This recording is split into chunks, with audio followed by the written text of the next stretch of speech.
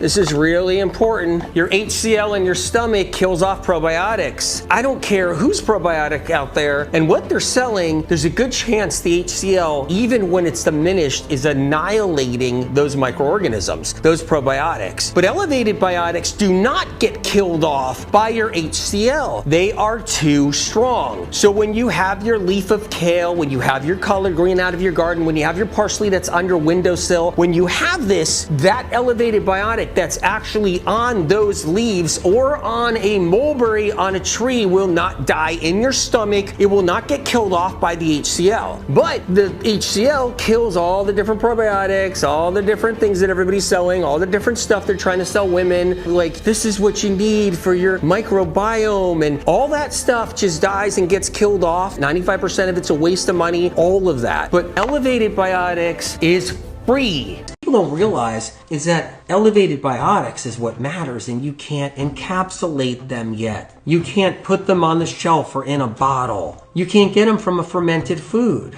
Elevated biotics are on living fruits and vegetables and leafy greens and wild foods. But they're on it right when the food is growing or sitting there in your garden. So these herbs right here, or leafy greens, right? These herbs like parsley and cilantro, if you grow that much parsley on your windowsill or in your garden or inside in your kitchen, and you pluck one piece off and eat this one piece, you get elevated biotics, because naturally what happens is thousands upon thousands of microorganisms grow on your leafy greens, herbs, wild foods, fruits, and vegetables that you're growing. It is an elevated biotic, microorganisms, okay? Thousands and thousands of them that are naturally on the raw leaf or the raw berry or raw fruit that is growing. Elevated biotics, microorganisms that live on leafy greens, that live on the outside of a tomato, on the outside of an apple in an orchard, that live on a mulberry. Elevated biotics, the most powerful of microorganisms. Way better than when you hear about soil-borne microorganisms,